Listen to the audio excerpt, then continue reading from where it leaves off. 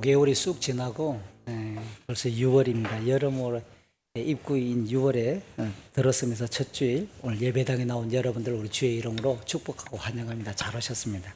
함께 나눌 설교 본 말씀 볼까요? 갈라디아서 6장입니다. 아마 이 6월 안에 갈라디아서 설교가 끝날 것 같습니다. 지난 11월부터 설교를 시작했는데 7개월 정도 걸렸네요. 갈라디아서가 이제 막바지에 이르르고 있습니다. 6장 1절부터 5절입니다. 우리가 아이들과 함께 통합 예배를 드리면서 쉬운 성경을 사용하는데 혹시 개역 성경이나 개역 개정판 성경을 가지고 있는 분들, 다른 번역 성경을 가지고 있는 분들은 그대로 읽으셔도 괜찮습니다. 저는 쉬운 성경으로 읽겠습니다. 우리 6장 1절부터 5절 우리 한 절씩 나누어서 같이 교독할게요. 6장 1절을 제가 쉬운 성경으로 읽습니다. 형제들이여, 여러분 가운데서 누구든지 죄 지은 사람이 있거든 신령함을 지닌 여러분이 온유한 마음으로 그를 바로잡아야 합니다. 그러나 여러분도 유혹에 빠지지 않도록 조심하십시오. 여러분은 서로 다른 사람의 짐을 들어주십시오. 그것이 그리스도의 법을 이루는 길입니다. 아무것도 아닌 사람이 무엇이나 된 것처럼 행동한다면 그것은 자기를 속이는 일입니다. 자기를 다른 사람과 비교하지 마십시오. 사람은 저마다 자기 일을 살펴야 합니다. 그러면 자랑할 일이 자기에게만 있을 같이 것입니다. 읽습니다. 사람은 저마다 자기 일에 책임을 져야 합니다. 아멘. 지난주 중에 참으로 따뜻해지는, 가슴이 따뜻해지는 여러 번 보고 싶은 사진이 하나 올라왔어요. 인터넷 뉴스와 관련된 사진인데요. 한 시민이 블로그에 이 사진을 올린 겁니다. 사진을 가만히 보니까 위에 테두리가 있다, 그죠? 자동차를 운전하는 분이 왼쪽 사이드 미러에 자기가 운전하고 있는 자동차 뒷면에 비친 그 모습을 보고 사이드 미러 사진을 탁 찍은 겁니다. 이 사진을 보면 할아버지가 수레를 끌고 있어요. 이 할아버지 인생을 보면 완전히 허리가 굽어지고 고개를 들 수 없을 만큼 지쳐 있다는 것이 한눈에 보이잖아요. 그런데 책가방을 맨 자세히 보면 여학생들입니다. 초등학생 여학생 넷이 뒤에서 밀어주고 있는 사진이에요. 이 사진과 관련해서 기사를 여러 번 읽었는데 4월 23일 오후 4시경 경기도 안산시 단원구 선부동의 한 아파트 정문 앞에서 그 도로에서 촬영되어진 사진입니다. 너무 대견스럽기도 하고 아름다운 그림이어서 자꾸만 이제 그런 버릇이 없긴 한데 이 기사는 제가 일부러 찾아서 한 2-3번 동안 한 2-3일 동안 계속 검색했던 사진이고 또 그 기사이기도 합니다. 할아버지의 이 모습을, 사진 속에 비친 할아버지 모습을 보면 참 고달퍼 보이고 너무 힘들어 보이는 그림이에요. 그런데 여학생들 얼굴은 너무 대조적으로 밝아요. 자세히 보면 막 크게 떨고 웃지는 않은데 얼굴이 스며 있는 그 밝은 기운이 아마 분명히 이 할아버지의 굽어진 허리와 숙인 그 고개를 걸어가고 있는 그 걸음에 충분히 위로와 조그만한 힘을 보태주지 않았을까 짐작을 하게 되었습니다. 짐과 관련된 단어를 찾아보니까 마태복음 11장 28절이 가장 대표적이죠. 예수님은 이 땅을 살아가는, 죄 아래 살아가는 이 땅의 인생들을 무거운 짐을 지고 지쳐있는 인생들이다 라고 비유하시면서 그 예수님께로 올 때 안식이, 평강이, 쉼이 있다고 초대하셨어요. 우리 11장 28절 마태복음 말씀인데 힘차게 한번 읽어볼까요? 무거운 짐을 지고 지친 사람은 모두 나에게 오너라. 내가 너희를 쉬게 할 것이다. 사실 창조 세계를 관리하고 다스리기 위해 하나님의 형상으로 창조된 우리 인간은 하나님과 사귐이 이어질 때만 생명이 유지됩니다. 그 하나님께로부터 계속 능력을 공급받습니다. 따라서 우리 인간은 하나님의 창조 질서에 따라 처음의 모습은 굉장히 복되고 형통한 삶입니다. 그러다가 인간이 하나님을 반역합니다. 타락하게 되었습니다. 그 반역과 타락은 하나님과의 관계를 스스로 끊어버린 겁니다. 그래서 그 결과 영원한 죽음의 처벌 속에 갇히게 되었고 이 땅을 사는 동안에는 영원한 죽음의 정상이라 말할 수 있는 두려움, 고통, 수고가 그치지 않는 인생이 연속되고 있습니다. 이걸 전제로 예수 그리스도는 범죄한 인생들을 다시 하나님과 화목하게 하시기 위해 이 땅에 오셨습니다.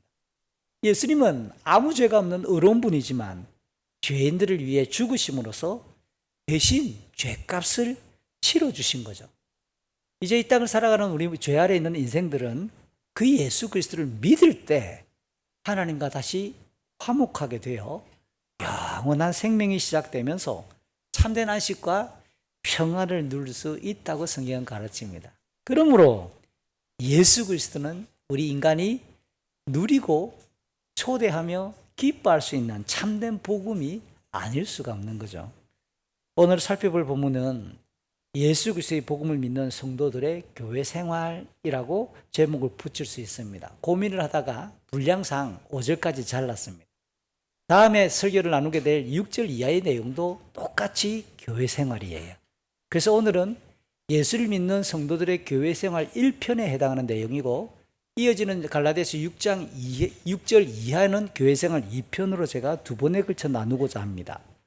오늘 이 본문 바로 직전 지난번에 했던 설교 내용을 떠올려 보시면 5장 16절 이하 26절까지에서는 성도들이 육체의 정욕과 욕망을 가지고 있습니다.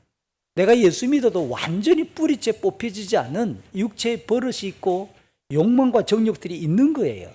그럼에도 불구하고 예수 그리스도를 믿음으로 인해 그런 육체의 정욕과 욕망을 이기고 예수 그리스도의 형상을 닮아가기 위해서는 반드시 성령을 따라 살아야 한다고 가르쳤습니다.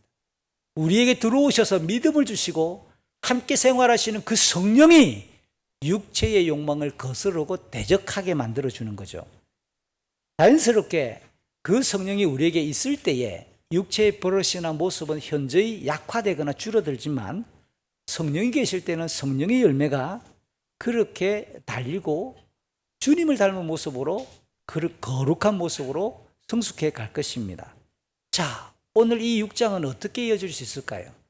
육체의 습관, 육체의 정욕, 육체의 욕망이 줄어들고 성령이 우리에게 찾아오셔서 믿음을 주셨다면, 내가 예수를 믿게 되었다면, 성령이 우리 속에 계셔서 성령의 열매가 우리에게 나타나기 시작한다면 그 다음 자연스럽게 혼자서만 살지 아니하고 동일하게 예수 믿는 사람들이 함께 모여서 교회를 형성하라는 이야기를 하는 거예요. 그래서 성령의 열매가 시행되어져야 될 첫 번째 영역으로 사회생활이나 기타 다른 여러 관계나 일들이 있음에도 불구하고 바울은 갈라디아서 6장 곧바로 교회 생활을 소개하면서 성령의 열매가 맺혀야 할 교회 생활, 구체적으로는 오늘 단어 속에 내용에 많이 등장하는 의미가 짐입니다. 짐. 서로의 짐을 져라. 그리고 각자의 짐도 져라. 짐지는 이야기가 교회 생활의 오늘 첫 번째 요소로 갈라디아서 6장은 가르치고 있다는 뜻입니다. 사도 바울은 갈라디아서 2장, 3장, 4장, 5장, 6장까지 있는 이 성경 안에서 넉 장에 걸쳐서 갈라디아 교회의 침투에서 교리적으로 혼란을 주었던 유대주의자들의 율법을 통한 의로움은 허상이다. 우리 인간이 율법을 지켜낼 수 없는데 어떻게 율법을 지켜서 우리가 우리의 죄를 용서받아 하나님 앞에 의롭다라고 판정을 받을 수 있겠는가? 불가능하다. 우리 인간의 영적인 본성 자체는 율법을 지켜낼 수 없다. 그래서 유대주의자들이 주장하는 그 모든 교리는 거짓되고 허상이며 잘못된 교리다 라고 그렇게 논증을 했습니다. 그 말미에 성령께서 주시는 예수 그리스도의 복음을 믿음으로써만 우리는 의롭게 되고 구원에 이른다 라고 그렇게 결론을 맺는 거죠.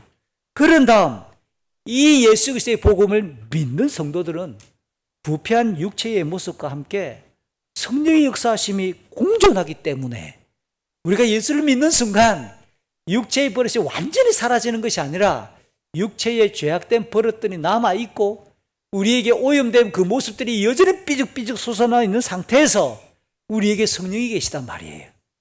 그래서 이런 육체의 모습과 성령의 열매가 공존하고 성령이 함께 하시는 이 역사하심이 함께 동시에 일컬어지고 있는 가운데서 성령을 따라 살며 성령의 열매를 풍성하게 맺어야 될 것으로 5장 마지막에서 당부하는 거예요.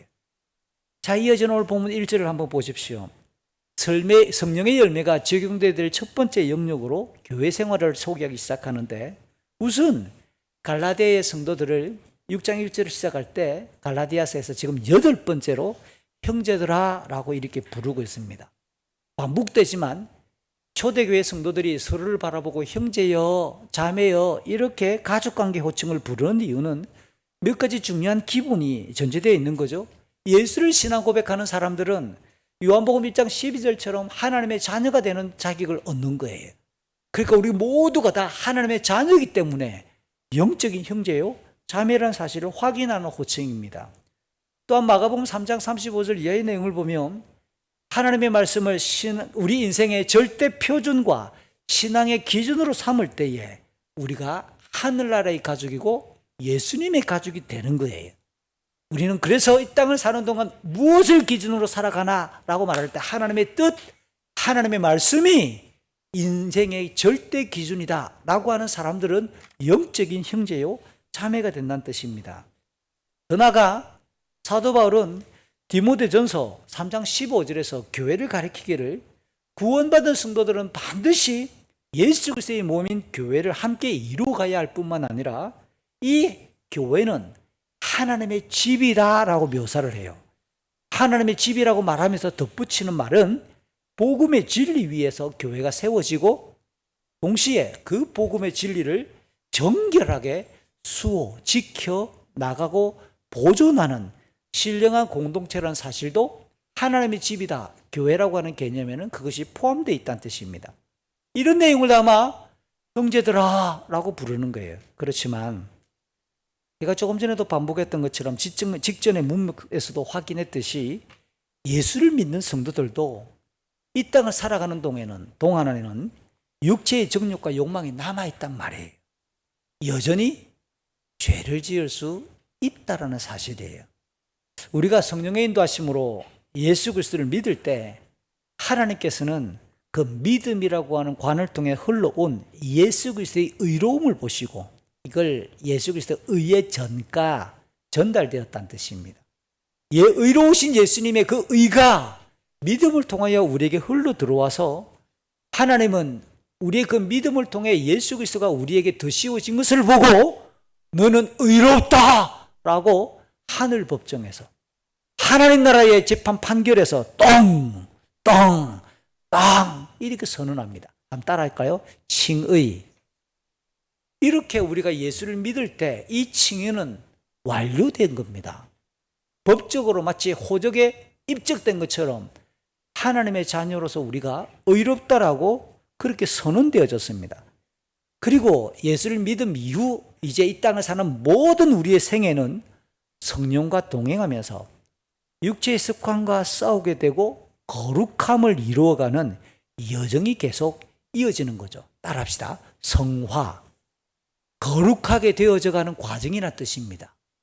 칭의가 완료되어졌던 반면에 우리는 우리의 목숨이 다할 때까지 거룩함의 여정이 계속 진행되어서 성화를 이루어가는 인생입니다. 그렇기 때문에 성도는 안팎으로부터 이 성화의 과정 중에 있기 때문에 죄의 유혹을 받을 수밖에 없고 죄를 지을 수밖에 없다라고 하는 사실이에요. 이처럼 바울은 성화의 과정 중에 있는 성도들이 범하는 죄를 어떻게 대해야 될까요? 예수를 믿는 사람들이 함께 교회를 구성했는데 예수를 믿는 우리 각자가 모여서 함께 예배하고 교회를 이루었는데 나도 그렇고 우리의 지체들도 그렇고 함께 각자가 또 죄를 범할 수 있다는 뜻입니다. 그럼 범한 죄에 대해서 명백하게 죄가 드러났을 경우에 어떻게 할까요? 그게 오늘 1절이에요. 누구든지 죄를 지은 자가 있다면 신령함을 지닌 자들이 온유한 마음으로 바로잡으라 라고 전합니다. 신령한 너희들은, 신령함을 지닌 자들은, 이 신령하다는 뜻은 앞서 5장에서 나왔던 것처럼 성령을 따라 살아가는 사람들, 성령의 힘주심을 따라, 성령의 인도하심을 따라 살아가는 사람들과 같은 뜻입니다. 또 죄를 지은 자라고 하는 이 내용은 이 죄를 지었단 말이 원문을 보니까 수동태로 되어 있어요. 그러니까 적극적으로 고의적으로 죄를 지었다기보다 어쩔 수 없는 상황에서 이 땅을 살아가는 성화의 과정 속에서 시험을 받고 유혹을 받아 그렇게 미끄러져서 죄를 짓게 되었다는 뜻입니다. 고의적으로 악한 욕망으로 그렇게 죄를 범한 자가 아니란 뜻입니다. 굉장히 중요합니다. 더 이상 죄가 주인이 되어서 우리를 막 노릇하고 교회를 다니고 예수를 믿는다고 말하지만 교회 밖에 있는 사람들이랑 똑같이 악랄하다. 그러면 그 속에 성령이 없을 수도 있습니다. 몸은 교회를 다니는데 그는 어쩌면 성령이 없고 진정한 참된 믿음이 없는 자일 수 있어요. 그러나 성령이 그 속에 들어간 자는 요한복음 16장 8절을 최근 여러 번 인용했습니다. 성령은 죄가 무엇인지를 밝혀요. 하나님의 뜻, 의가 무엇인지를 밝혀내요. 그리고 하나님이 모든 인생을 심판하신다는 사실도 기억나게 해요. 그리고 성령이 계시다면 이전과 살아왔던 삶과 다르게 민감해질 수밖에 없고 죄에 대해서 예민해질 수밖에 없게 되어서 달라지기 시작하거든요. 그런 면에서 오늘 본문은 교회 안에 있는 우리 예수 믿는 사람들이 죄를 범할 수밖에 없고 죄를 지을 수 있는데 수동태를 사용하는 거예요. 유혹을 받고 시험을 당하고 어떤 가운데 어쩔 수 없이 우리도 미끄러질 수밖에 없는 상황을 말합니다. 그리고 쉬운 성경은 온유한 마음, 온유한 심정이라고 번역됐지만 여기 이 마음도 온유한 마음도 온유한 성령으로 읽어도 되고 갈라디아서 5장 23절에 보면 이 성령의 열매 중에 하나가 온유잖아요. 그래서 성령께서 주시는 온유함으로 라고 읽어도 되는 겁니다.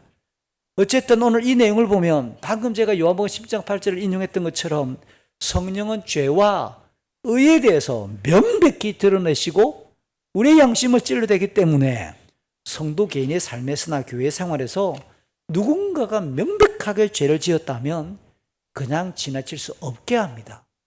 묵인하지 않게 합니다. 다만 죄를 범한 자를 향해서 경노하거나 그를 파괴하려는 태도가 아니라 어떻게 해요? 온유하게. 그러면 지난주 설교에서 제가 온유함을 어떻게 설명했느냐면 온유함은 상대를 인정하고 존중하는 바탕에서 시작되는 마음입니다. 그래, 우리가 성화의 과정 중에 있기 때문에 그럴 수밖에 없다라고 하는 짠한 마음에 나도 그렇다라고 똑같이 공감하는 마음에 그를 긍휼히 여기는 체휼하는 마음에 이게 상대를 인정하고 배려하는 마음을 가져요. 참 이게 표현하기가 애매하긴 하지만 신사다운 태도, 뭐가 신사다울까요? 우리 한국 사람에게는 이렇게 말을 바꾸는 게 좀 좀 괜찮지 않을까? 조선시대 과거로 돌아가서 기품이 있는 양반의 모습, 기품이 있는 양반댁의 처자의 아름다운 모습, 뭐 그렇게 말합시다. 신사답다라는 게 우리에게는 어울리지 않고 왠지 뭐게 유럽풍의 단어니까 굉장히 점잖고 절제가 있으며 아주 단아하고 우아하고 아주 이렇게 엘레강스하고 매력적이면서 또 쳐다보게 만들 만큼 뭔가 분위기를 끄는 그런 거. 방방 뜨는 것 같지 않은데 막 시끄럽게 호들갑거리지 않는데 왠지 모르게 뭔가 기품이 있어 보이는 그런 뭐 어쨌든 그런 거. 그게 온유합이다라고 신약 성경은 곳곳에서 번역하고 있는 겁니다. 자, 그러면 이런 마음으로 죄를 범한 자를 대하라. 누군가가 비록 실수하고 죄를 범했을지라도 어떤 목적으로 그를 바로잡을까요? 다시 십자가 앞에 서서 통렬하게 자신의 죄를 회개하도록. 그가 원래 본디 예수를 믿어 하나님의 자녀니까 하나님의 자녀로서 거룩하게 다시 일어서고 세워지기를 바라는 중심, 이게 온유한 마음으로 바로잡는 거예요. 그래서 교회가 죄 지은 자를 향해서 권징을 하고 그 사람과 상담을 해서 다 이러는 것은 죽이려고 덤벼드는 게 아닙니다. 그의 영적인 실상을 정직하게 십자가 앞에서 대면하고 직면해서 다시 하나님 앞에 거룩하게 살도록 초대하기 위함이잖아요. 그러므로 인해 죄가 끊어지도록 다시 똑같은 것을 반복하지 않도록 엄중하면서도 단호하게. 오늘 온유함으로 바로잡으라 이 단어가 명령형이고요. 그리스 단어가 현재 능동태 시제입니다. 그리스 말에서 현재는 한 번이 아니라 지속적인 것을 말하고요. 능동태, 적극적으로, 단호하게. 그러면서 명령, 이거는 엄중하게, 그러면서도 온유하게. 어렵지만 죄에 대해서 이렇게 교회가 정리하고 대해야 될 것을 말하는 겁니다. 교회는 예수 그리스도의 신부이기 때문에 함부로 하찮고 가볍게 교회를 출석하거나 회원이 되는 게 아니라고요. 교회 안에 들어왔다, 내가 세례를 받았다, 교회를 출석한다 라고 하는 말은 영적인 신분이 하나님이 자녀라니까요. 하나님, 그리고 예수 그리스도의 신부라니까요. 그렇기 때문에 우리에게 습관적으로 실수를 해서 우리가 잘못해가지고 죄를 범했을 때 그 죄를 부끄러워하고, 지난주 설교 내용에서 제가 증오해야 한다, 죄가 굉장히 싫고 죄를 멸시하고 우리에게 붙어있는 그 모습에 대해서 참으로 혐오할 마음을 가져야 한다라고 표현했던 것처럼 그런 마음을 갖도록 우리는 안내하는 거예요. 예수님은 이 땅의 지상교회 안에서 오늘 본문이 이야기하는 것처럼 죄가 발생할 수 있는 것을 인정하십니다. 마태복음 18장 15절 이하의 말씀인데요, 이 땅의 지상의 교회 안에서 죄가 발생하면 매우 신중하게, 무겁게, 그러면서도 질서 있고 아주 온유하게 권징하도록 가르쳐요. 한번 우리 마태복음 18장 15절의 말씀을 같이 한번 읽어보겠습니다. 만일 내 형제가 내게 죄를 짓거든 가서 단둘이 있을 때 잘못을 지적하여라. 만일 그가 내 말을 들으면 내 형제를 얻을 것이다. 그러나 만일 내 말을 듣지 않으면 한두 사람을 데리고 같이 가거라. 그래서 내가 하는 모든 말에 두세 사람의 증언을 대라. 만일 그들의 말도 들으려고 하지 않으면 교회에 말하라. 만일 교회 말도 듣지 않으려고 하면 이방 사람이나 세리처럼 여겨라. 내가 너희에게 진정으로 말한다. 너희가 이 세상에서 묶은 것은 하늘에서도 묶여 있을 것이다. 이 세상에서 너희가 푼 것은 하늘에서도 풀려 있을 것이다. 여러분이 너무너무 중요한 마지막 멘트입니다. 이거는 마태복음에서 2번 나와요. 딱 2번. 마태복음 16장에 한 번 나오고 18장에 한 번, 딱 2번 나옵니다. 하늘에서 묶은 거는, 땅에서 묶은 거는 하늘에서도 묶인다. 땅에서 풀리면 하늘에서도 풀린다. 마태복음 16장은 어떤 맥락이죠?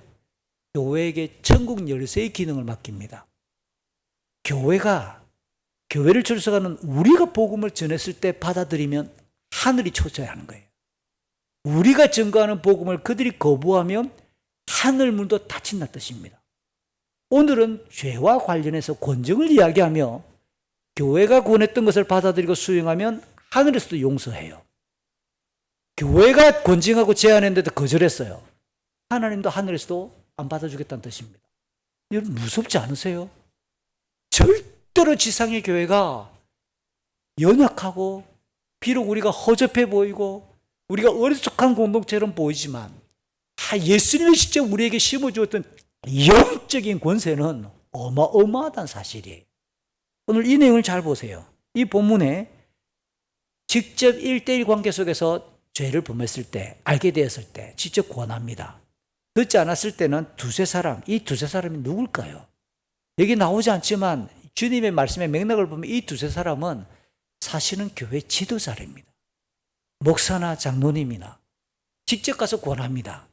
그래도 안 들으면 교회에게 권하라. 교회에 공개를 하는 거, 오픈하는 거예요. 그런데도 불구하고 그 사람이 돌이키지 않으면 교회로부터 나가게 하라. 그런 이방 사람처럼 더 이상 예수를 믿는다라고 말하지 못하도록 교회에서 그를 제적시켜라, 출교시키라는 뜻입니다. 지상의 교회는 하늘과 이어지는 신령한 공동체예요. 성도들로 하여금 이 땅에서 거룩함을 이루어가는 성화, 순례의 그 여정을 격려하되 오늘 마태복음 18장에서는 죄를 엄중하게 경계하도록, 만약에 지은 죄가 있다면 철저히 회개하게 해서 예수 그리스도의 신부로서 정결함을 유지하도록 그렇게 안내하는 곳이 교회예요. 한 가지 고민이 되는 지점이 있어요. 우리 속에서도 그런 불쑥 솟아나지만 옆에서 많이 우리에게 던져주는 말들입니다. 주님이 요한복음 13장 34, 35절에서 새 계명을 주면서 서로 사랑하라고 말했습니다. 그러니까 교회는 서로 사랑해야 하는 공동체다라고 말을 할 수 있지요. 그럼 오늘 본문에 말하는 이 권징과 어떻게 조화를 이룰 수 있을까요? 사랑과 죄를 범했고 불경건한 상황에서 이것을 어떻게 균형을 잡을 수 있을까요? 사랑이란 이름이 어떻게 적용되어져야 되는가라고 하는 질문입니다. 여기에 중요한 힌트가 사도 바울이 이야기했던 고린도서서 13장 6절 사랑을 이야기하는 사랑의 특성을 언급하면서 고린도서서 13장 6절입니다. 불의를 기뻐하지 아니하고 진리와 함께 기뻐하는 것이 사랑이라고 말하는 거예요. 이 말은 성경에서 사랑은 인간들 사이에서 이야기하는 무조건 참아주고 그 사람의 입장을 다 수용해 주는 것이 사랑이 아니라는 개념이에요. 여러분 성경에서 이 아가페 사랑은 요한일서 4장에 의하면 본성이 하나님이세요. 하나님의 사랑이 우리 마음에 부음바 되어졌고 하나님의 사랑을 입은 자들이 함께 모여 교회를 이루었으니까 교회에서 말하는 사랑은 누구를 닮아야 될까요? 하나님의 성품을. 그러니까 하나님의 성품에는 대표적으로 그분은 죄를 싫어하셔요. 거룩하신 분입니다. 범죄한 자를 향해서는 반드시 징계하시는 공의로우심이 하나님의 본성이고 대표적인 성품이에요. 근데 그것만 있는 게 아니라 하나님은 독생자 예수 그리스도를 보내시고 십자가에서 죽이시면서까지 우리를 구원하시는 사랑이 또 하나님의 본성이에요. 자, 그러면 하나님은 거룩과 공의, 사랑과 긍휼, 이 양극단에 보이는 성품이 충돌하는 분일까요? 그분에게 이것이 혼란스러울까요? 전혀 충돌되지 않고 있다는 사실입니다. 예를 들어 보면 십자가를 떠올려 보십시오. 십자가는 범죄한 인간을 향하여 하나님의 저주와 하나님의 징벌, 이건 다르게 말하면 공의로우심입니다. 그것을 집행하신 일이 십자가라고요. 그러나 그 십자가를 지실 때 죄인을 대신해서 죄값을 치르게 하시는 독생자를 보내어서 대신 우리를 대속하게 하시는 그 사랑이 완벽하게 이 사랑과 공의가 균형을 이루고 조화를 이루는 것이 교회고 하나님의 성품이 바로 그와 같이 아름답게 균형과 조화를 이루고 있다는 사실입니다. 이런 내용을 바탕으로 사도 바울은 사랑을 이야기할 때 교회가 사랑이라고 말을 할 때 그 사랑은 결코 불의를 기뻐하거나 모른 채 하지 않아요. 잘못된 것은 잘못되었다고 말하는 거예요. 그래서 교정하도록 안내해야 되는 거예요. 적극적으로 진리에 순종하고 진리를 성취하며 진리를 기뻐하는 것이 사랑이다라고 말하는 거예요. 이런 점에서 교회의 권징은 죄를 꾸짖는 공의의 실행이면서 지은 자에게 회개할 기회를 주고 철저히 죄로부터 돌이키도록 이끄는 사랑의 또 다른 얼굴, 이게 권징이라는 겁니다. 예수 그리스도의 몸이면서 성령의 전인 교회가 예수 그리스도의 그 복음을 순결하게 지키며 죄 지은 자를 온유하면서도 단호하게 바로잡을 때 주의해야 될 점이 있지요. 그게 1절 끝에서는 말합니다. 유혹에 빠지지 않도록 조심하라. 유혹에 빠지지 않도록 조심하라. 쉬운 성경의 뜻이 약간 오해를 불러일으킬 만한 번역입니다. 이것도 그리스 성경을 직접 읽어버리면 좀 서투르긴 하지만 이렇게 사역할 수 있습니다. 번역할 수 있습니다. 너의 자신을 살펴보아서 너도 시험에 빠지지 않게 하라. 죄지은 지체를 바라보며 그를 교훈 삼으라는 뜻입니다. 제가 앞서 이야기하기를 누구나 그 사람처럼 범죄할 수 있음을 우리는 인정해야 됩니다.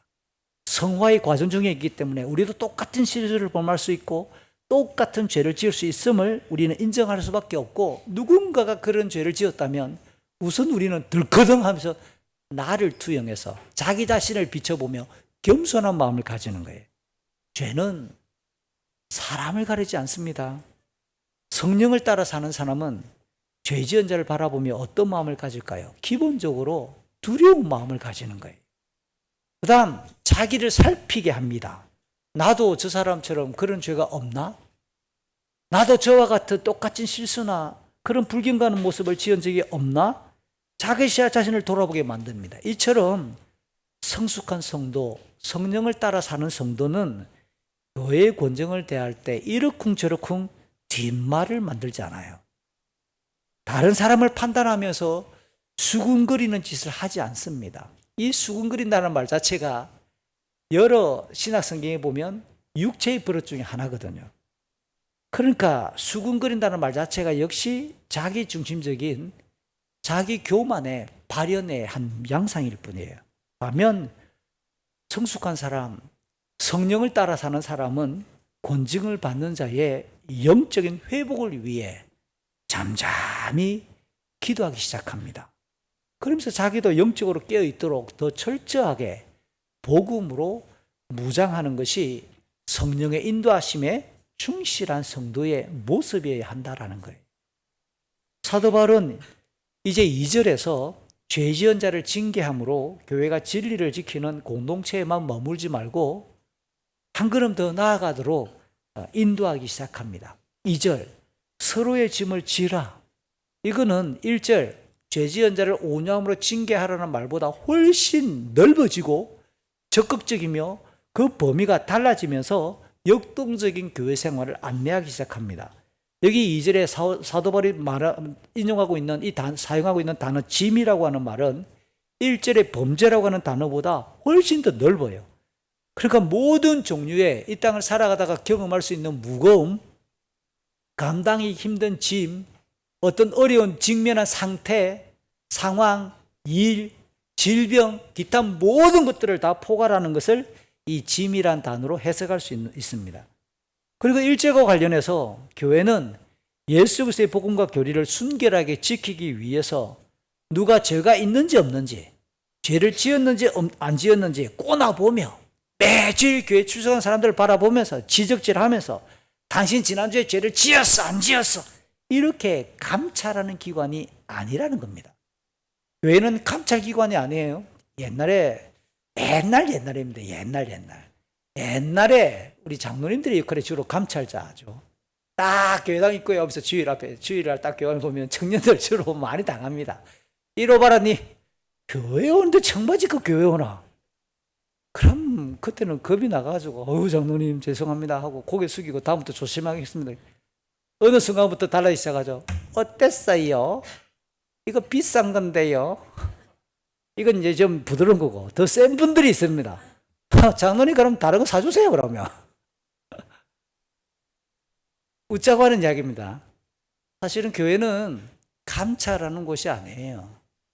감찰을 해야 되긴 하지만 주된 기능이 감찰 활동이 아니란 뜻입니다. 오늘 2절, 오히려 지체들이 겪고 있는 고통, 지체들의 연약함을 적극적으로 나누면서 그가 죄짓지 않도록, 시험에 들지 않도록, 범죄하지 않도록 오히려 선하게 그를 붙들어주고 그의 내면과 삶을 뒤다보며 서로 소통해야 될 것들을 부탁하는 거예요. 실제로 교회 안의 성도가 겪는 정신적이고 육체적이며 사회적이고 경제적인 기타 여러 문제들을 함께 진다라고 하는 이 말은 사랑의 진지한 실행일 수밖에 없잖아요. 영적인 교제의 모습을 말하는 겁니다. 여러분 사도행전 2장과 4장을 떠올려 보십시오. 성령이 충만했던 초대 예루살렘 교회는 각자가 갖고 있던 모든 물건을 공동으로 사용하기 시작합니다. 어떤 사람은 자신의 집과 밭, 재산과 소유를 팔아서 필요한 사람들과 적극적으로 나누었던 기사가 반복적으로 기록되어 있어요. 이것을 어떻게 적용해 볼까요? 죄의 본성은 자기 중심적이에요. 자기 지향적이에요. 이기적일 수밖에 없습니다.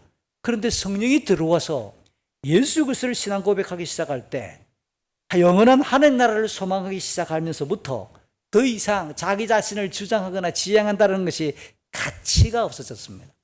이브리서 11장 표현을 빌어오면 이 세상의 것들이 더 이상 자기에게 주인이나 중심이 아니라 가치가 없어지는 겁니다. 그래서 자기를 앞세우기보다 예수 그리스도를 위하여 살기 시작하고 사랑을 적극적으로 실행하기 시작하는 겁니다. 그 모습이 사도행전 2장과 4장에서 그렇게 드러납니다. 그런 뜻과 달게 오늘 2절에서 사도 바울이 짐을 지라 라고 하는 이 말도 명령형이고요. 역시 현재형입니다. 한 번 짐지는 게 아니라 교회를 출석하기 시작하면 우리의 목숨이 닿을 때까지 평생 그리고 능동적으로 기다리는 게 아니라 적극적으로 찾아가서 그의 손을 잡아주고 그의 고민을 들어주라 라는 말이죠. 지속적으로 적극적으로 마땅히 행하도록 그렇게 교회 생활을 안내하는 겁니다. 실상 성령의 열매가 충실한 교회는 교회 밖의 인생들이 자랑하는 어떤 가치 때문에 교회 안에서 소외되거나 비교당하지 않아야 해요. 오직 예수 그리스도의 그 복음 안에서 서로 사랑하고 영원을 소망하기 때문에 기쁨과 평강을 누린다라고 성령의 열매는 말하잖아요.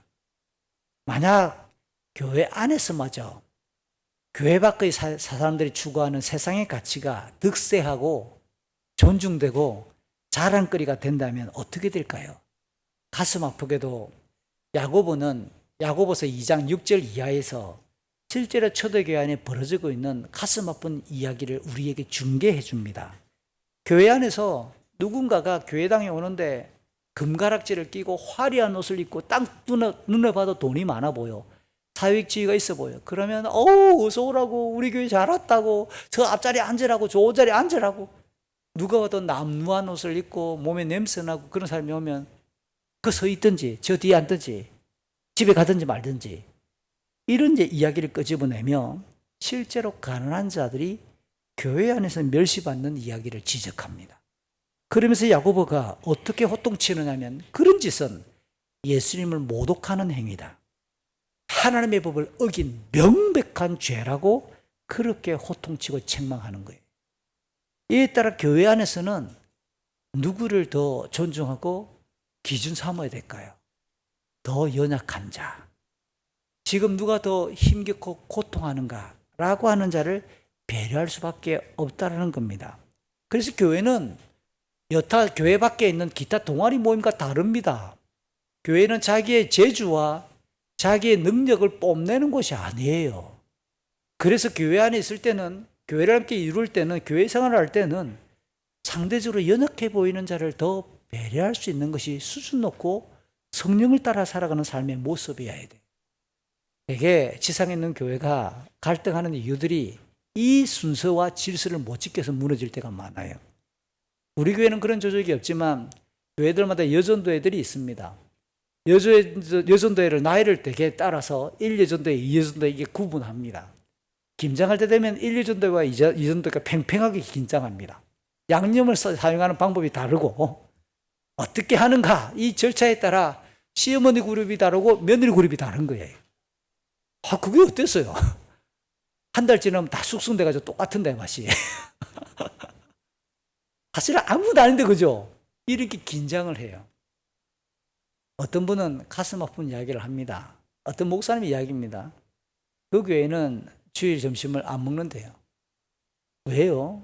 코로나 이후에 사실은 교회가 음식을 준비하고 점심을 준비하다가 많이 싸워서 교회를 떠나가는 사람들이 많다. 조별로 식사 준비를 하면서 어떤 저는 화려하게 막 셰프 딱 집에서 전용 모자까지 딱 들고 가가지고 앞치마 들고 가지고 쫙 전용 칼 들고 가가지고 막 정용찬 이름 새겨진 칼 들고 와서 쫙 화려하게 요리 솜씨를 뽐내죠. 누가 안 하고 싶어서 안 합니까? 그렇죠? 그러다가 다른 조들이 앞쪽 그랬대. 우리가 질 수 있나? 와, 우리도 한번 해보자 그러면 막. 여러분, 교회는 식당이 아닙니다. 음식을 먹는 건 중요하지만 우리는 요리를 솜씨를 뽐내는 한식 대첩하는 곳이 아니거든요. 셰프를 뽑는 것도 아니에요. 그럴 것 같으면 차라리 음식을 안 먹는 게 낫지. 이게 너무 가슴 아픈 이야기잖아요. 적어도 우리는 안 그랬으면 좋겠습니다. 자기 재주를 뽐내는 것도 아니고요. 자기가 이런 취미가 있다고 취미를 뽐내는 것도 아니에요. 집을 방문했는데 그분의 취미가 보일 수 있어요. 집을 방문했는데 그분의 미적인 성향이 보일 수 있어요. 그러면 칭찬하고 안내하면 되는 거예요. 근데 교회는 그런 곳이 아니에요. 교회는 누가 더 연약한가? 그래서 제가 목사가 되어서 21년 차 버릇이 하나 생겼습니다. 어떤 교회 행사나 교회를 정할 때 가장 많이 신경 쓰이는 게 사실은 장로님들이 아니고요. 이렇게 결정했을 때 구조적으로 참여하지 못하는 자가 생기는데 이게 제 가슴에 굉장히 무거운 짐이었습니다. 20년 동안 제가 종종 1년에 몇 차례씩 선교지를 방문하게 될 때 너무 귀한 곳인데 광고를 해서 성도들 같이 가고 싶다, 데려가고 싶다라고 하는 것이 많았는데 광고를 못하는 이유가 있어요. 마음은 꿀떡 같은데 시간을 못 내는 분이 있고 비행기표를 못 구하는 분들이 있거든요, 교회 안에. 그분들이 상대적 박탈감을 넘길 수 있단 말이에요. 이게 목사로서 가지는 마음의 짐입니다. 작년부터는 조금 열기 시작했습니다. 이제 한 20년 동안 호흡을 했으니까 제가 언젠가 이런 설교를 한 적이 있습니다. 가진 자는 가진 것을 자랑하지 말고 없는 분은 그것 때문에 스스로 상처받지 마십시오. 그게 스스로를 비참하게 만드는 거라고요. 십자가는 양면성이 있습니다. 가진 자들은 그 앞에서 내가 연약하고 악하고 죄인이라 사실 고백하면서 겸비하게 만들지만, 없고 아픈 자들은 십자가 앞에서 내가 하나님의 자녀고 예수가 나를 위하여 죽으셨다라고 하는 그 영광이 우리에게 흘러들어오는 통로이기 때문에 이 세상에 그 무엇으로도 채울 수 없는 영광과 기쁨이 십자가를 통해서 우리에게 흘러들어오잖아요. 똑같이 십자가를 믿고 있는데 왜 그런 것 때문에 서로 상처를 주고받을까? 그러나 저도 상처받을 때가 있습니다. 성화 중에 있기 때문에, 육체를 가지고 있기 때문에, 아직도 우리에게는 현저한 육체의 습관들이 남아있기 때문에 교회 상황이 그런 거거든요. 그러니까 제가 미리 선수를 치는 겁니다. 주의해야 합니다. 조심해야 합니다. 할 수 있거든. 우리는 연약한 자를, 고통하는 자를 더 배려하는 게 맞습니다. 천천히 가는 게 맞습니다. 더 많은 사람이 참여하게 하는 것이 맞습니다. 교회 구성원들이 오늘 2절에서 서로의 짐을 져야 한다라고 하는 이 말은 영적인 성장을 위해서 서로가 그냥 떨어져 있는 객체가 아니라 생명을 함께 공유하는 유기적인 관계를 형성해서 서로의 삶을 통해 긴밀하게 영향을 주고받아야 한다라는 말도 포함됩니다. 사도 바울은 로마서나 고린도전서 이 두 가지 성경에서 교회를 가리키기를 그리스도의 몸이라고 비유합니다. 성도들은 그 몸을 구성하는 각 지체라고 이야기하면서 서로 연결되어 있다고 기록을 해요. 그러니까 교회 안에서는 더 높은 사람, 더 존귀한 사람이라는 표현이 안 맞습니다. 예수 그리스도의 사랑과 예수 그리스도의 그 생명이 서로를 통해서 흘러오기 때문에 함께 신앙이 자라고 교회가 견고해지며 든든히 서가기 위해 서로가 모두가 서로에게 영향을 주고 있고 연결되어 있다는 뜻이에요. 이처럼 서로의 짐을 지기 시작할 때 오늘 2절 끝에서는 예수 그리스도의 법이, 우리 주님의 법이 완성된다고 말합니다. 이 그리스도의 법, 주님의 법이 뭘까요? 어떤 학자는 요한복음 13장 34, 35절을 가리켜서 주님이 명령하신 세 계명, 서로 사랑하라는 법 아니겠나? 굉장히 좋은 해석이죠.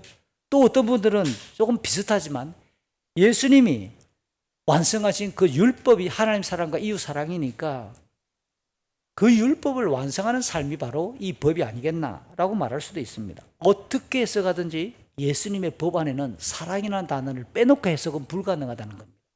서로의 짐을 지는 것 자체가 사랑의 행위이기 때문에 그런 거죠. 이상으로 교회는 죄를 멀리하며 죄를 경계하고 회개해서 복음의 진리를 수호하는 공의의 공동체이면서 서로의 짐을 적극적으로 나누며 함께 성장해가는 사랑의 공동체입니다. 땅에 존재하면서도 하늘과 이어져 있고 예수 그리스도의 말씀과 그리스도께서 세우신 그 직분을 통해 교회 안에서의 질서를 지키는 것도 이 교회가 존재하고 지속해가는 거룩하고 신비한 힘이 아닐 수 없는 거예요. 그런데 사도 바울은 교회 안에서 서로의 짐을 질 때 조심스러워해야 할 점을 또 덧붙이기 시작하는데요. 3절입니다. 아무것도 아닌 사람이 무엇이나 된 것처럼 행동하는 것. 만약에 그런 자세를 갖는다면 자기를 속인다. 자기 기만이다. 라고 덧붙여줘요. 여러분, 이 3절은 최소 3가지 정도의 아주 엄중하면서도 풍성한 의미가 담겨 있어요. 들어보세요. 첫 번째, 모든 사람은 하나님 앞에서 아무것도 아닌 존재라고 바울은 전제합니다. 여러분 한번 따라합시다. 아담. 여러분은 지금 히브리어를 따라한 겁니다. 아담은 히브리 말로 사람이라고 하는 뜻이에요. 이 아담은 아드마 같이 발음이 좀 비슷하죠. 사람이 아담의 어원이 되는 이 아드마는 흙, 먼지, 티끌, 상황에 따라서 그렇게 번역이 가능한 단어입니다. 어떤 느낌이 옵니까? 보잘것없다는 뜻입니다. 아무 쓸모가 없다는 뜻입니다. 그럼에도 불구하고 하나님께서 사람의 존재와 삶의 목적을 직접 디자인해 주셨어요. 하나님의 형상으로 지어졌습니다. 하나님의 뜻을 수행할 때 우리 인간은 가장 영광스럽고 존귀한 자가 되었습니다. 그러니 하나님 앞에서 우리는 철저히 겸비하면서 실상은 아무것도 아니다라고 하는 의식을 가져야 돼요. 사람의 목숨도 귀하지만 하나님 말씀에 순종할 때만 이어지고 선하며 가치가 있을 뿐, 만약 하나님 말씀을 불순종하고 벗어난다면 곧바로 죽음이고 악을 양산하는 삶에 불과하다는 겁니다. 한번 따라할까요? 아무것도 아닙니다.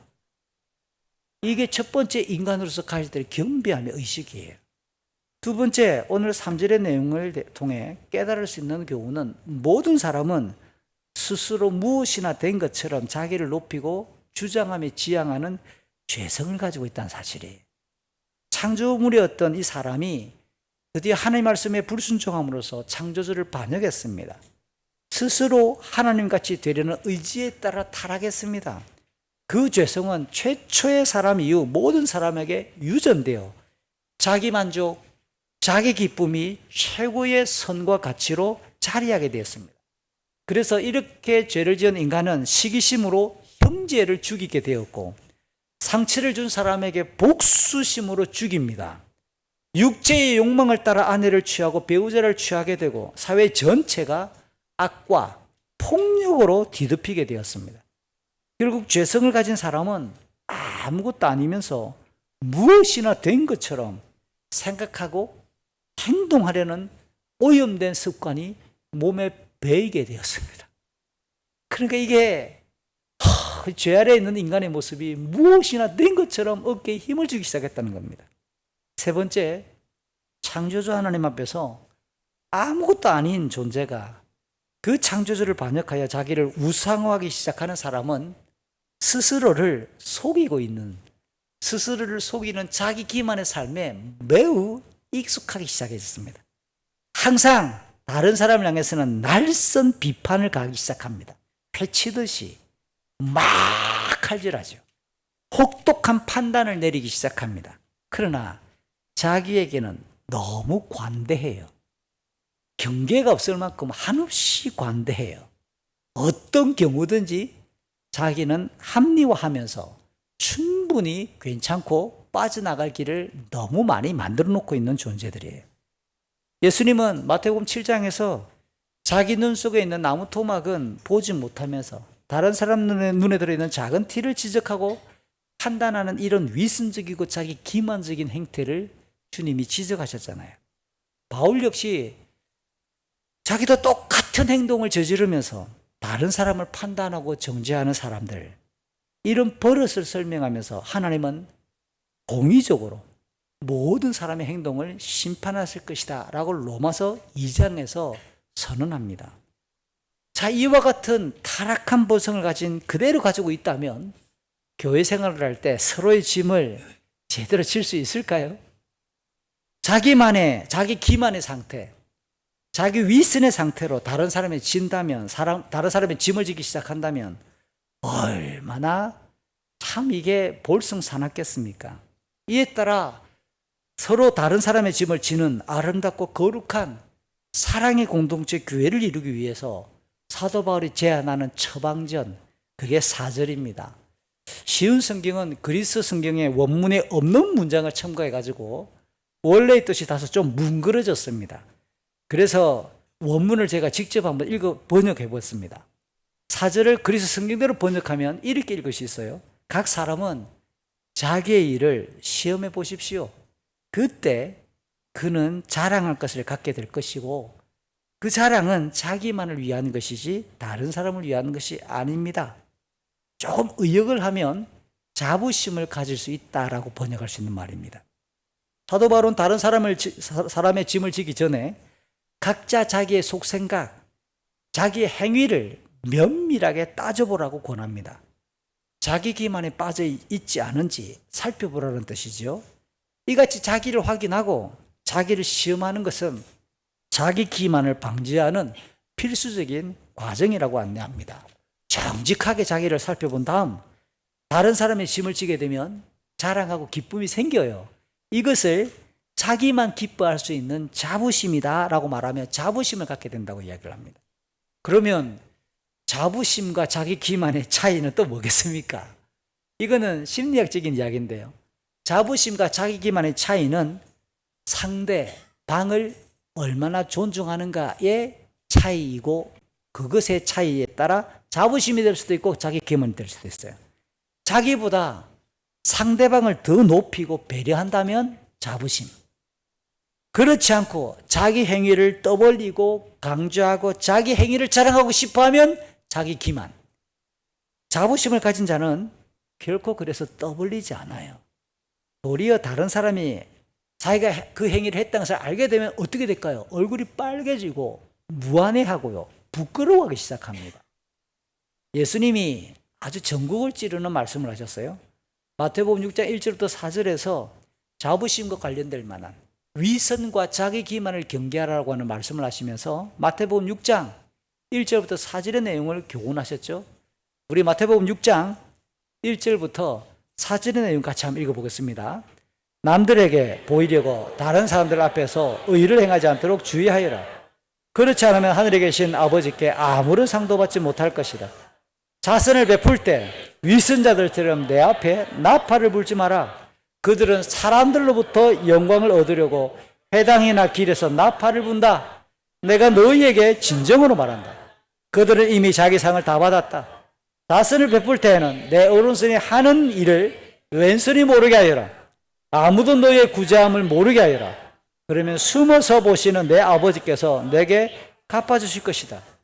이 말씀에 따라 자기를 과시하려는 위선이나 자기 기만과 달리 자부심은 사람의 깊은 생각의 뿌리까지를 다 아시는 하나님만을 바라볼 때 그 하나님을 의식하며 진행하는 마음이고 자세를 가리키는 거예요. 흥미롭게도 오늘 본문은 2절에서 서로의 짐을 지라라고 하는 말로 시작을 했다가 함께 믿음 안에서 지체가 된 다른 사람을 향한 선한 관심이나 사랑을 적극적으로 실행하라라고 하는 권면으로 오늘 본문 2절을 시작했지만, 오늘 5절 저마다 자기 일의 책임을 져야 한다라고 하는 말로 오늘 5절에서 마무리해요. 서로의 짐을 지어야 되는데 자기의 짐을 져야 한다. 여러분, 이 5절도 자기 일의 책임을 지라, 이 말도 직역을 하면 각 사람은 자기의 짐을 져라 라고 읽는 것이 간단한 번역입니다. 2절과 5절 이 두 가지 문장은 비슷한 내용처럼 보이는데 두 가지 굉장히 다른 점이 발견됩니다. 2절에서 사용했던 짐이란 단어랑 5절에서 사용하는 짐이란 단어가 원문에서 달라요. 5절에 사용한 이 짐은 로마 제국의 군사가 행군을 할 때 각자의 병사가 짊어지는 개인적인 짐꾸러미, 군장을 가리킵니다. 2절은 이 땅의 인생을 살아가다가 경험하는 모든 고통스러운 상황을 모두 다 포괄하는 무거운 짐을 말합니다. 그러나 1세기 당시에서 민중들 사이에서 사용할 때는 이 두 단어가 별로 구분, 의미 없이 아무렇게나 다 같이 사용할 수 있는 동의어로 사용되어졌는 것이 큰 특징입니다. 또 하나는 이게 재미있는데요, 시제가 달라요. 2절에서 짐을 지라 이런 말은 현재 능동태입니다. 이 말은 교회 생활을 하는 동안은 항상 언제나 내가 교회를 출석하고 있고 교회를 다닌다고 말할 때는, 이 땅을 사는 동안에는 항상 적극적으로 다른 사람의 관심을 가지고 짐을 져주라 이런 뜻입니다. 그런데 5절은 미래 시제로 되어 있습니다.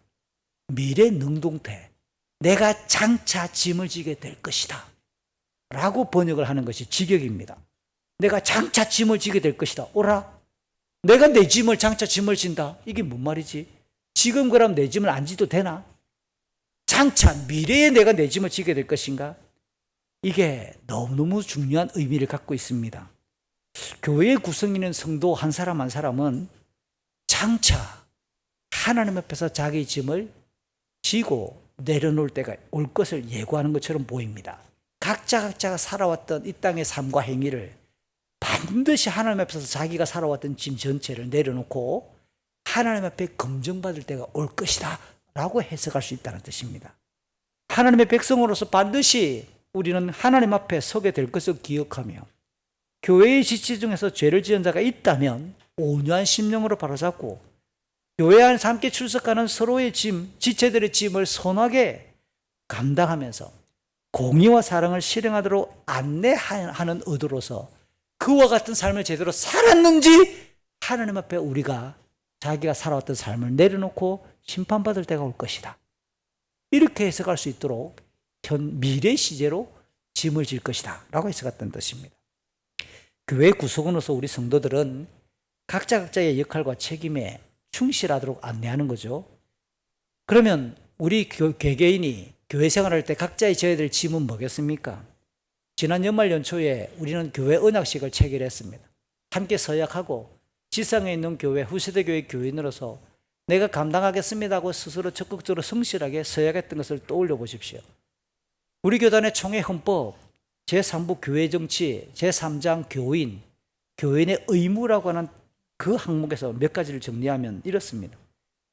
각자가 우리 교회를 출석하면서 교회의 짐을 지는 이 일은 교회의 공예배와 교회가 진행하는 모든 사역과 교회 활동에 성실히 참여할 것이며 자원하는 마음으로 헌금하여 교회의 복음사역에 물질로서 협력하고 자기의 경건 향상을 위해서 성경을 힘써 배우며 모든 삶의 현장에서 적극 복음을 전거하는 것, 이게 교인이 해야 될 의무라고 이야기하는 거예요.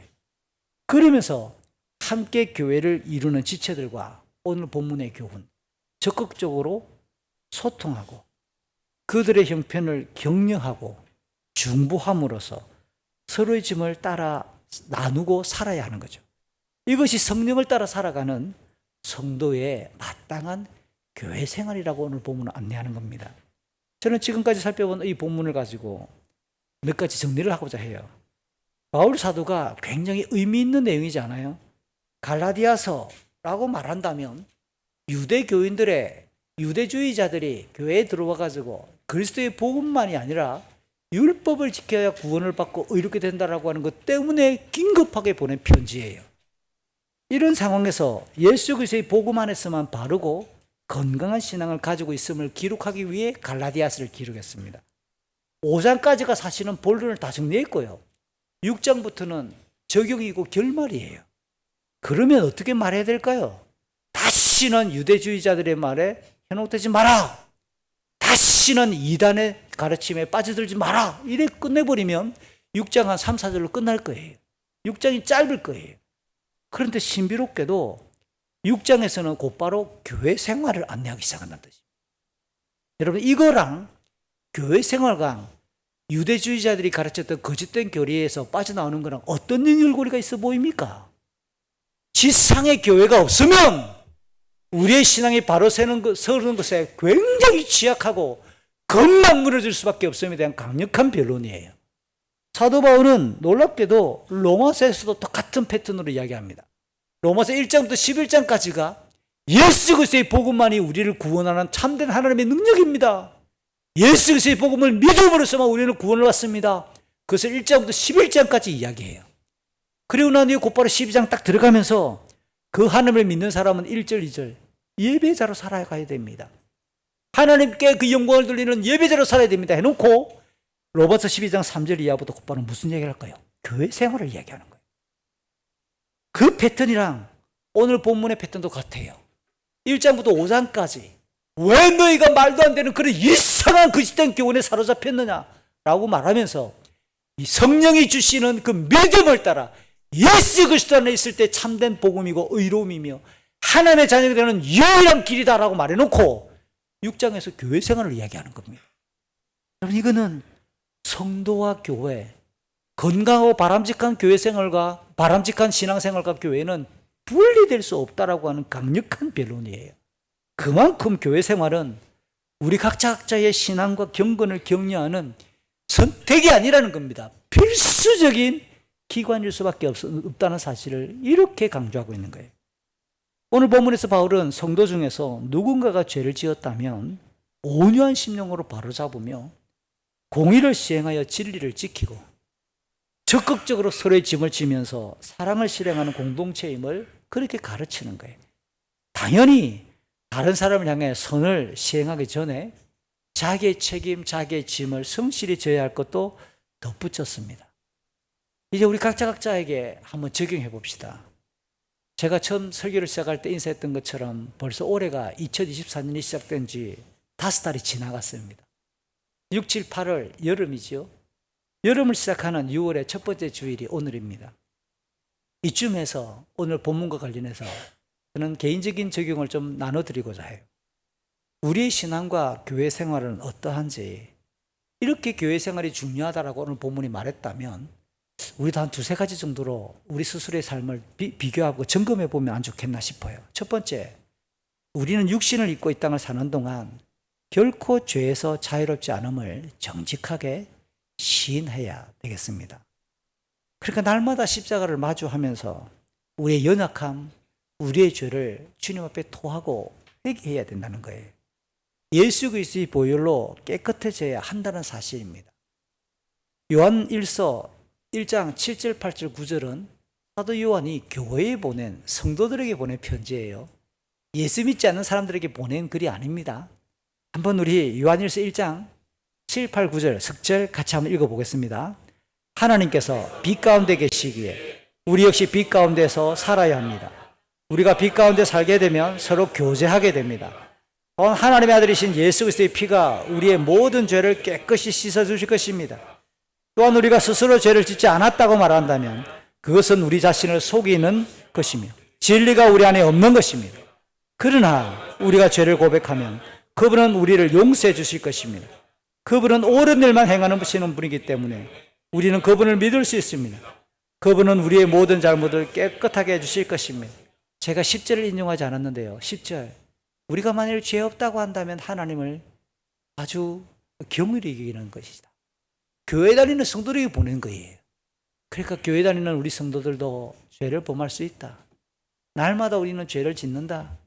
그러니까 주님 앞에 날마다 토해내야 한다 라고 하는 것을 가르쳐요.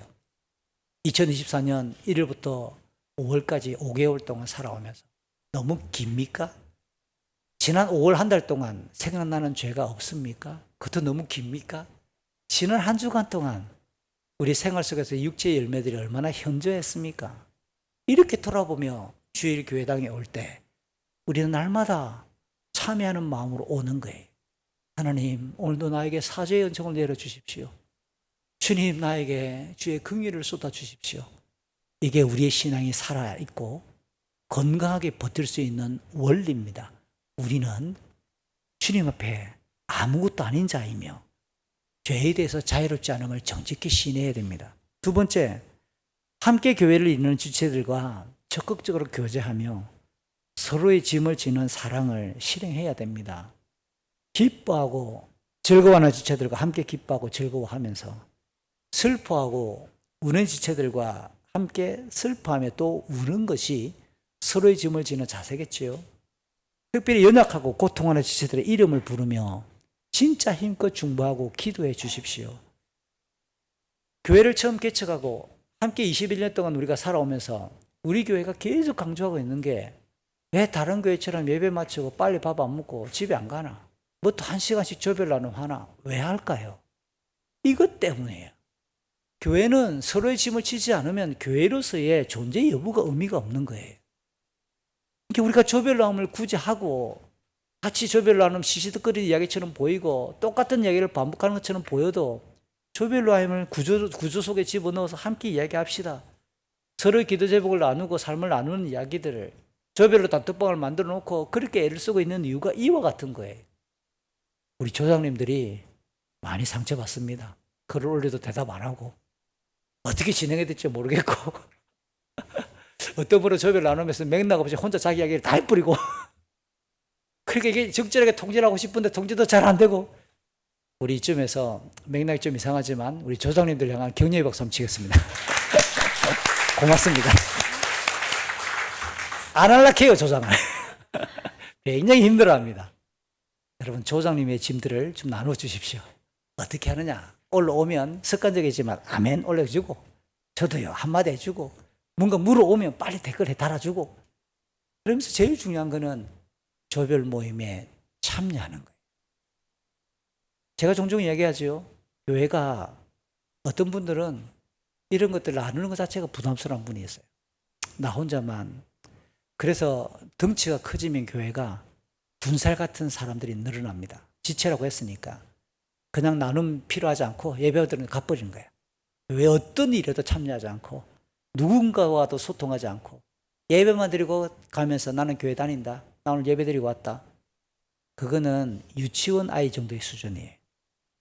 그러나 우리의 신앙이 자라가면 교회 일에 참여하고 함께 봉사하고 지체들의 짐을 나누어지기 시작하는 거예요. 고달프죠. 힘들죠. 그게 오늘 성경이 이야기하는 교회 생활의 기본이자 주님의 법을 이루어가는 거라 그러잖아요. 사도 요한의 이야기를 같이 읽어봅시다. 요한일서 4장 11절 12절 같이 읽습니다. 사랑하는 친구 여러분, 하나님께서 이처럼 우리를 사랑해 주셨으니 우리 역시 서로를 사랑해야만 합니다. 어느 누구도 여태까지 하나님을 본 적이 없습니다. 그러나 우리가 서로 사랑하면 하나님께서 우리 안에 거하십니다. 우리가 서로 사랑할 때 하나님의 사랑은 우리 안에서 완전해질 것입니다.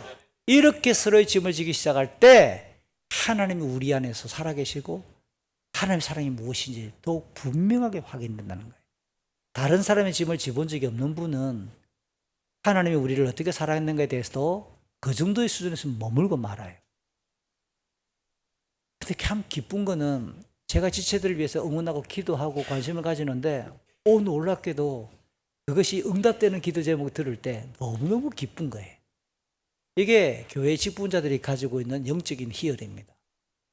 그래서 삶을 알기 위해 노크하고 교제하기를 원하고 신방하기를 원하고 그래서 주간생활 나눔을 올려주십시오라고 이야기하는 거예요.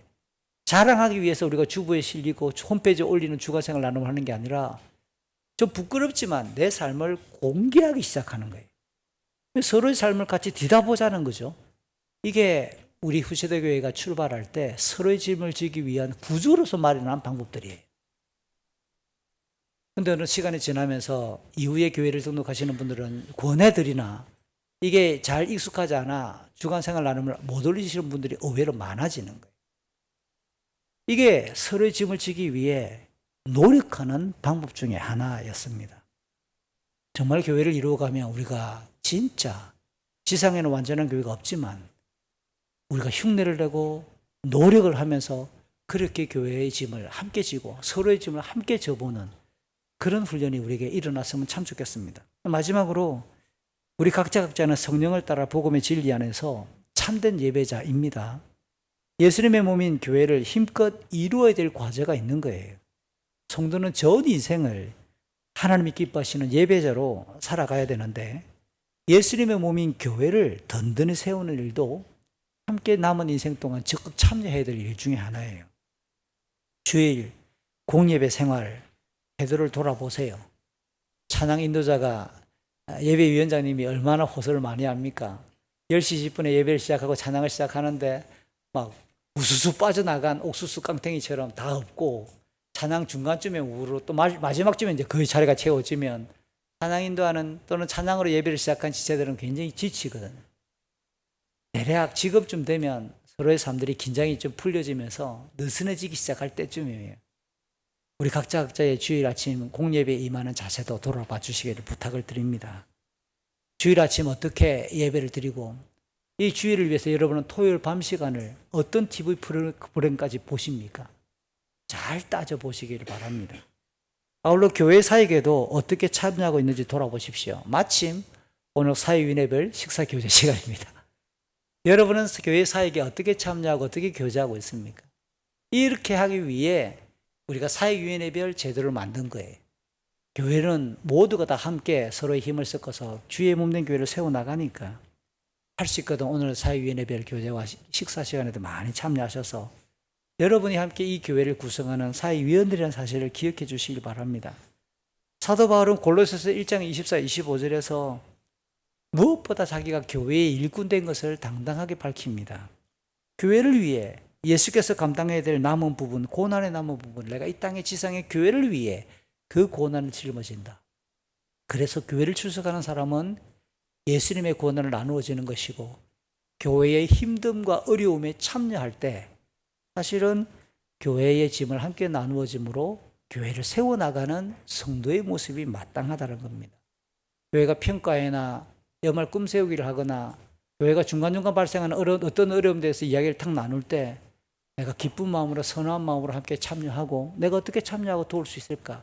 그게 우리가 가져야 될 기본적인 마음이라는 겁니다. 설교를 마칩니다. 성령을 따라 살아가는 바르고 건강한 신앙생활, 그것은 주님의 몸이며 성령의 전이고 하나님의 집인 교회를 든든히 세우는 일에 예외가 없고 같은 맥락이에요. 교회를 세운다고 해서 꼭 이 교회 건물, 조직에 충성하라는 말은 아닙니다. 죄를 지은 사람을 온유한 심령으로 바로잡는 것, 진리와 함께 기뻐하는 것, 자기의 책임을 성실히 감당하는 것, 이것이 교회를 세워나가고 서로의 짐을 지면서 각자의 짐을 지어나가는 방법이에요. 설교를 마치며 정말 우리 잘 알아는 꿈동이들, 청소년들과 청년들에게 정말 당부해요. 여러분이 앞으로 살아가며 고민을 할 때 어떤 대학을 가고 어떤 직장을 구하는가도 미래 남은 인생의 중요한 진로고 소명일 수 있는데 그보다 더 본질적인 소명이 뭐냐면 주의 몸된 교회를 이루어가는 거예요. 여러분 가슴 속에 나는 지상에 있는 동안 주일이면 항상 교회를 출석하고 내가 출석하는 교회에서 내가 봉사하고 섬기고 교회의 사람이 되어야 되겠다. 지금부터 마음에 칼같이 가시기를 바랍니다. 동시에 믿음의 배우자를 만나 기도하고 가정을 세워서 우리 가정이 함께 주의 몸된 교회를 세워가야 되겠다. 여러분이 가정을 이루고 교회를 세워나가는 이 두 가지는 어떤 직장을 다니고 있는 것보다 어떤 학과를 선택하는 것보다 더 중요하고 본질적인 소명이라는 거예요. 잘 기억하십시오. 지금부터 여러분이 그걸 위해 준비하고 교회 생활을 안내받으시기 바라요. 우리 모두가 2024년 오늘부터 시작되는 6월 여름을 건강하게 지나고 또 올해 하반기를 맞을 때에 정말 주님께서 기뻐하시는 신앙의 성장과 더불어 성실하게 성숙하게 자라가는 믿음의 분량이 우리에게 가득 차기를 소망합니다. 같이 기도합시다.